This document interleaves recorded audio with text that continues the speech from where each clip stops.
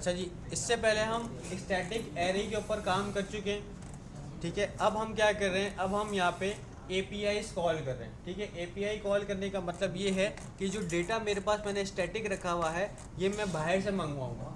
और API call करने के लिए इससे पहले आप जावास्क्रिप्ट में फैच मेथड का इस्तेमाल कर चुके हैं। ठीक है, तो हम फैच मेथड से नहीं इस्तेमाल कर रहे हैं इसको, हम यहाँ पे एक पैकेज इंस्टॉल कर रहे हैं। वो पैकेज आपका है एक्सियोस के नाम से। ठीक है, एक्सियोस। अगर हम जाएं अपने वेबसाइट के ऊपर, आप यहाँ पे npm एक्सियोस लिखेंगे तो आपको यहाँ पे मिल जाएगा कि भाई एक्सियोस है क्या और काम क्या करता है। ठीक है, तो आप यहाँ पे अगर चेक करें तो यहाँ पे मेंशन भी है आपके पास,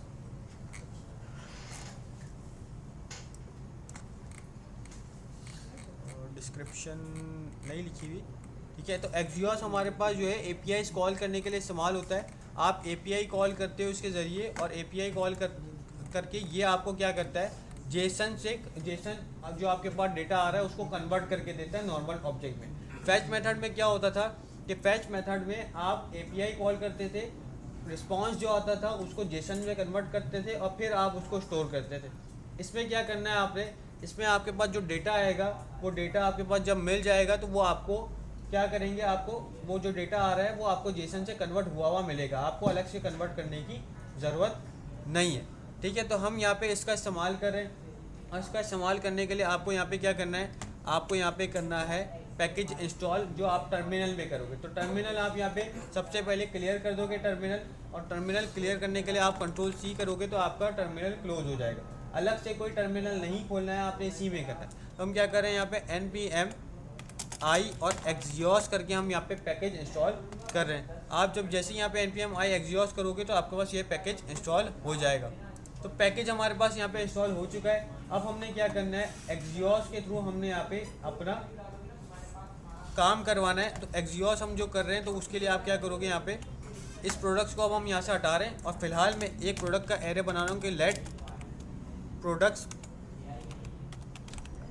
equal to an empty array, खाली एरे है मेरे पास। ठीक है, अब फंक्शन बनाना है यहाँ पे। ठीक है, फंक्शन हम क्यों बना रहे हैं कि भाई इस फंक्शन के थ्रू हम यहाँ पे API कॉल कर रहे होंगे।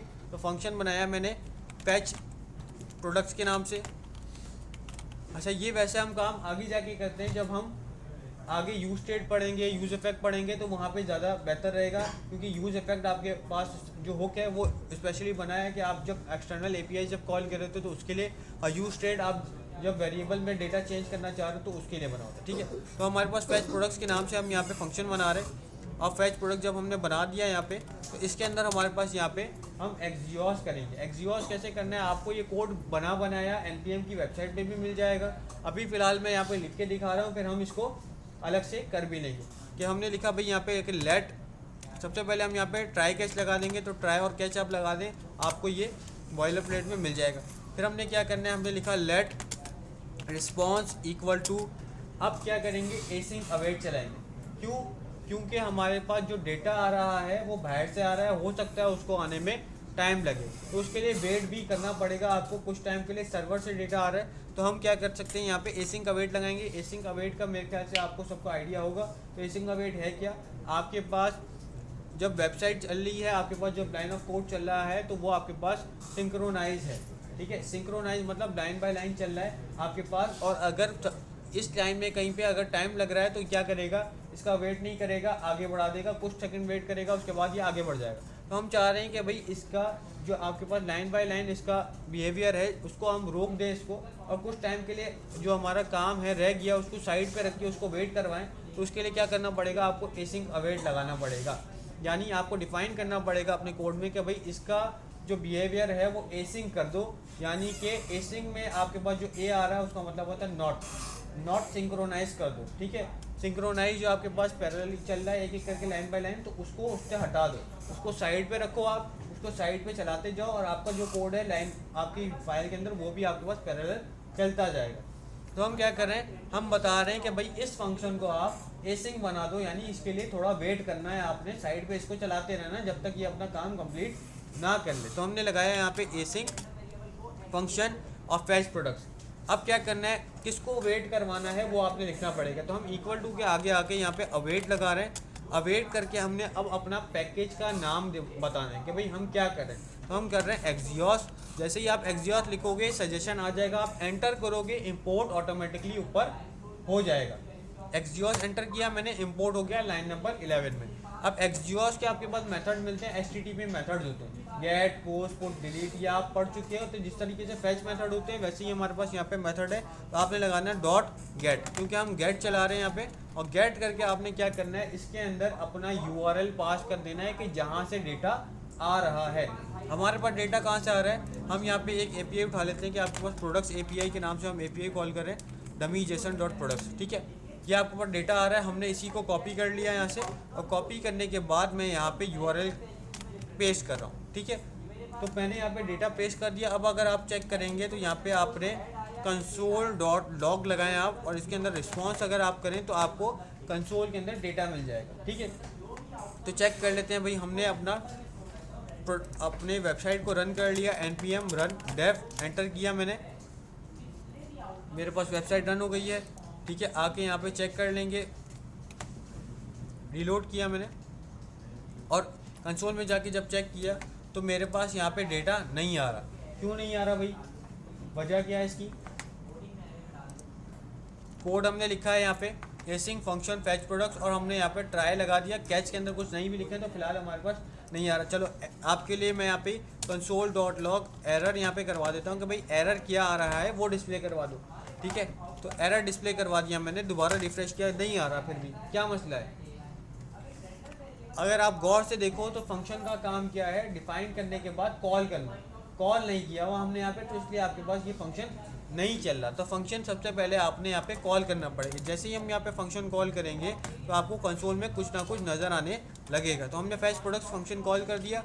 अब यहाँ पे आके हमने रीलोड किया है, तो आपके पास रीलोड नहीं भी करोगे तो भी ऑटोमेटिकली आ जाएगा, क्योंकि स्टेट चेंज होगी तो आपके पास यूआई अपडेट हो जाएगी। आप चेक करें तो लाइन नंबर 11 से आपके ऊपर डेटा आ रहा है कुछ, उसके अंदर क्या मिल रहा है आपको, एक कॉन्फ़िग का ऑब्जेक्ट, एक डेटा का ऑब्जेक्ट, एक हेडर्स का ऑब्जेक्ट, एक रिक्वेस्ट का ऑब्जेक्ट, स्टेटस और स्टेटस टैग्स, 4-5 चीज़ें मिल रही हैं। आपको इनमें से किससे काम है, आप अगर गौर से देखें एक एक को खोल के, तो आपको यहाँ पे कॉन्फ़िग में आपको कुछ आपके मतलब का नहीं मिल रहा। डेटा को खोल के देखेंगे तो आपको यहाँ पे लिमिट मिल रही है, प्रोडक्ट्स मिल रहे हैं, स्केप और टोटल। तो प्रोडक्ट्स आपको यहाँ पे, यही प्रोडक्ट्स आपको चाहिए, तो हमको किससे काम है, डेटा के ऑब्जेक्ट से काम है, बाकी किसी से नहीं काम। तो आप क्या करोगे, यहाँ पे कंसोल के अंदर रिस्पॉन्स डॉट डेटा कर दोगे। अब डेटा जब आपने किया तो आपके पास दोबारा एपीआई चली गई। अब आपको क्या मिल रहा है, इसके अंदर एक ऑब्जेक्ट मिल रहा है जिसपे प्रोडक्ट्स आ रहा है, लिमिट आ रहा है, स्किप आ रहा है और टोटल आ रहा है। तो हमको इसमें किससे काम है, प्रोडक्ट से। तो हम क्या करेंगे, डॉट करके प्रोडक्ट्स कर देंगे। सजेशन नहीं आएगा आपको अपने कोड के अंदर, आपको वहाँ जाके चेक करना पड़ेगा। प्रोडक्ट्स लिखा जब आपने यहाँ पे, तो अब आपके पास यहाँ पे एक एरर आ रहा है, और यहाँ पे आपको नंबर मिल रहा है 0 1 2 3 4, ये इंडेक्स मिल रहा है, ठीक है। अब अगर आपको इंडेक्स मिल रहा है 0 1 2 3 4, इसका मतलब ये एरे है। अगर इंडेक्स नहीं मिल रहा आपको ऊपर इस तरीके से मिल रहा है, तो इसका मतलब ये ऑब्जेक्ट है। जब एरे मिलेगा तो स्क्वायर ब्रैकेट करके आपको निकालना पड़ेगा। जब आपको ऑब्जेक्ट मिल रहा है, यानी कि 0 1 2 3 नहीं मिल रहा, तो आप डॉट करके अंदर एक्सेस करोगे। शुरू में आपको बहुत कन्फ्यूजन हुई होगी शुरू में भी कि भाई एरे क्या है, ऑब्जेक्ट क्या है, जब आपने नया नया पढ़ा होगा। तो इसलिए मैं बता रहा हूँ कि भाई अगर अभी भी कन्फ्यूजन है तो आप बस कंसोल में आके चेक करें। भाई यहाँ पे अगर आपको 0 1 2 3 4 मिलता है तो आप इसको स्क्वायर ब्रैकेट करके एक्सेस करेंगे, जो हम नहीं करते। हम आगे जाके मैप मेथड चलाएंगे तो हमारे पास अगर डायरेक्ट मिल रहा है तो आप डॉट करके लिख दोगे, यानी कि हमने लिखा रिस्पॉन्स डॉट डेटा, फिर डॉट प्रोडक्ट्स लिखा, क्योंकि हमारे पास यहाँ पे नंबर नहीं था, तो उसका मतलब ये ऑब्जेक्ट है। तो भाई हमने प्रोडक्ट्स तक पहुँच गए।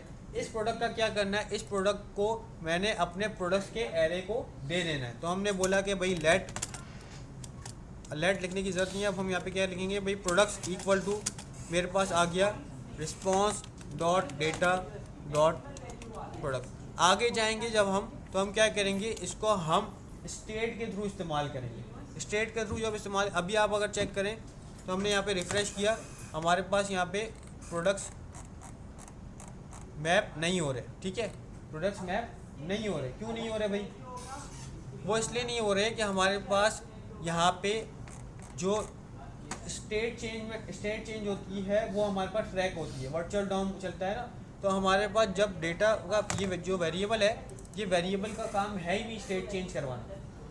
ये बता ही नहीं सकता कि भाई मुझ में चेंजेस आए हैं तो आप अपनी वेबसाइट को अपडेट चेंज करो, मतलब यूआई को चेंज करो। तो आपके पास ये जो वेरिएबल है इसका काम है आपके पास क्या, सिर्फ और सिर्फ डेटा स्टोर करना, सिर्फ और सिर्फ डेटा स्टोर करना। ये नहीं बताएगा कि भाई मेरे अंदर डेटा चेंज हुआ है आप उसको अपडेट कर दो।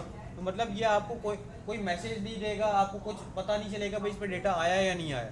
तो उसके लिए हम यहाँ पे यूज स्टेट का इस्तेमाल करते हैं, ठीक है। स्टेट आपके पास एक हुक है, उसका हम इस्तेमाल करेंगे।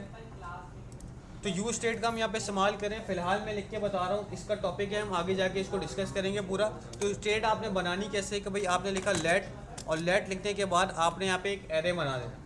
दो चीज़ें पूछता है आपसे, एक सेटर और एक गेटर, यानी एक का नाम, एक आपको डेटा ला के देगा और एक डेटा स्टोर करवाएगा आपके पास। तो पहला आप यहाँ पे वेरिएबल बना दो कि भाई प्रोडक्ट्स है हमारे पास, जो पहला होगा वो वेरिएबल होगा आपका, इसका मतलब ये गेटर है, ये आपको गेट करके डेटा ला के देगा, डिस्प्ले करवाएगा, ठीक है। तो हमने लिख दिया प्रोडक्ट्स। दूसरा आपका क्या है, सेटर है, तो हमने लिखा सेट प्रोडक्ट्स के नाम से इसको, प्रोडक्ट्स एक फंक्शन है ये, ठीक है।